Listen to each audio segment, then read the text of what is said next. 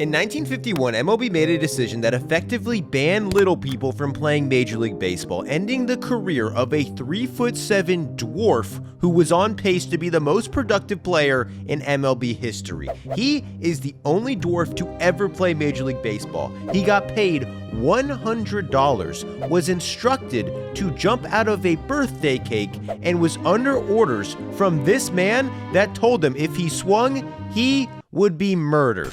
This is Bill Veeck, and he is the reason why MLB banned little people in 1951. Today, this rule may not even be legal thanks to the Americans with Disability Act of 1990. If a team signed a little person today, there's a good chance MLB would have to reverse the ban, and teams and executives have actually debated doing this. In 2009, the York Revolution, an independent minor league team, signed Dave Flood, a 3'2" radio host. They invited him to spring training with a chance to make the team. His job was to go to the plate, stand there, not swing, and see if a pitcher could throw 3 strikes. He went to the plate 4 times, only got walked once, struck out 3 times, and was cut from the team. However, Flood and many other observers blamed the umpire for this result. Understandably, he wasn't used to calling balls and strikes on a strike zone this small, which according to MLB rules is the area over home plate from the midpoint between a batter's shoulders and the top of his uniform pants,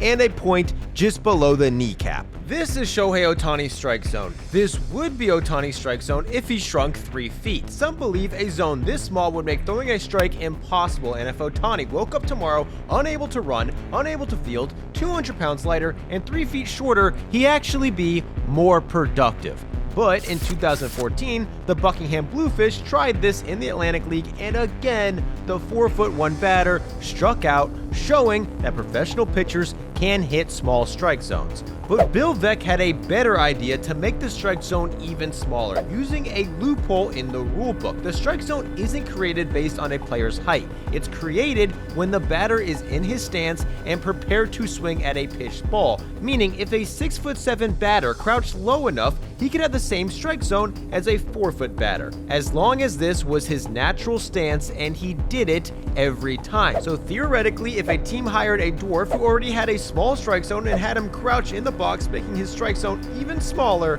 nobody could get him out, as long as there was a team crazy enough to try it. The Yankees did this in the 1920s because a dwarf convinced the team he had mythical powers. He never actually got to play, the team would just rub him for good luck before at-bats. The Athletics had a dwarf for good luck too, and even let him coach first base until the league banned him from coaching first base, and even Pedro Martinez began hanging out with Dominican actor Nelson de la Rosa during the 2004 playoffs because he was convinced he brought him good luck. But none of the following ever got into a game. The only owner crazy enough to actually try that was Bill Veeck. Veeck was a chain-smoking war veteran who lost his leg in World War II, wore a wooden leg which he used as an ashtray. He was the person who installed the IV at Wrigley Field, invented the take me out to the ball game tradition at Wrigley, and was the first person ever to put players' last names on the back of their jerseys. He would also pull off the most insane stunts possible to get fans into the stadium.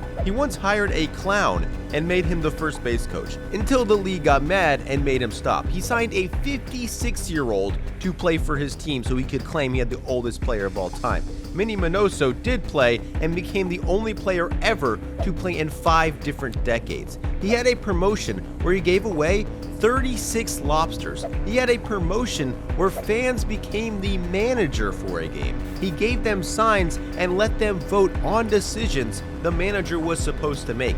He even introduced the first exploding scoreboard, then took this to another level by exploding thousands of disco records on the field in between a doubleheader, which caused thousands to rush the field, causing a riot at the stadium, and they had to cancel the second game. When he managed a team in the minors, he installed a fence that would move back 15 feet every time the opposing team came to the plate, then move 15 feet back in when his team came to the plate. But his most infamous move was when he broke baseball by putting a dwarf on his team.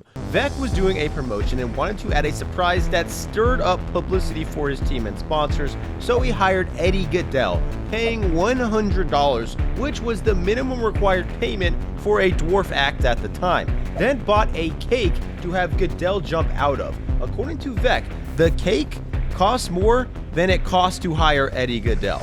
He strategically mailed Gaedel's contract to the league headquarters on a Saturday. Since they wouldn't see it until Monday, they had no chance to void the contract, officially making Gaedel a major leaguer. Veeck had him crouched down in a stance that made his strike zone an inch and a half tall, and told him he was going to be on the roof of the stadium with a high-powered rifle, and if he even looked like he was going to swing, he was going to shoot him dead. Gaedel, wearing number 1/8, climbed out of a birthday cake in between the doubleheader. Apparently nervous by the large crowd, told Veeck he didn't want to bat anymore. Veeck then threatened to kill him again. In the first inning, Gaedel pinch hit, and to everyone's surprise, a dwarf was at the plate. He walked on 4 straight pitches, went to first base, immediately got a pinch runner, and exited the game to a massive applause and laughter. Gaedel instantly became known across the country and booked somewhere from $60,000 to $120,000 worth of bookings in today's dollars within a week of the stunt.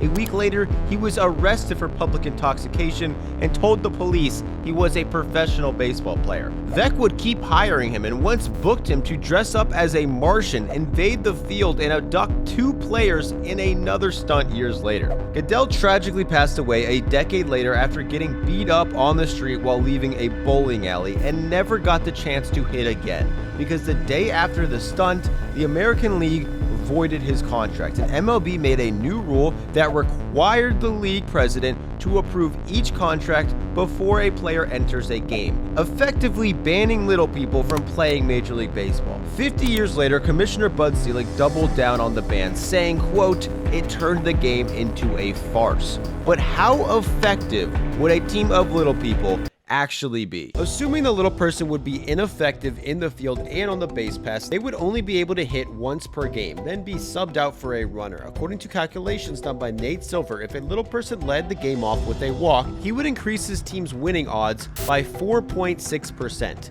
If he did this every single game, he would be worth somewhere between 7 to 8 wins. Last season, that would have made him the 4th most productive position player in baseball by WAR. But that's assuming he would get walked every time. The last 2 times people have tried this resulted in the little people striking out. It's clear some pitchers would still hit the strike zone. According to baseball statistician Tom Tango, a walk is worth 0.03 wins, and an out is worth negative 0.027 wins. So for a little person who can only walk or get out and cannot field or run, he would need an on-base percentage of .530 to be an average yet serviceable MLB player. The question is, could MLB players strike them out more than 50% of the time? Major leaguers like Francisco Rodriguez don't think so, saying he'd rather throw to Babe Ruth than a little person. A former general manager for the Astros doubted they could, saying if he was still a GM and MLB lifted the ban, he'd be willing to sign a little person. And author Todd Gallagher assembled an entire team of little people to face former major leaguer Dana Keuchel. He walked the first 5 batters in a row, ended up walking 7 of the 10 batters he faced, gave up 4 runs, left the game, and the team of little people finished with an on-base percentage of .700. If a little person could consistently get walked at this rate, they would be the most effective pinch hitter in the game, and all it would take is someone like Bill Veeck with the balls to challenge MLB and try it.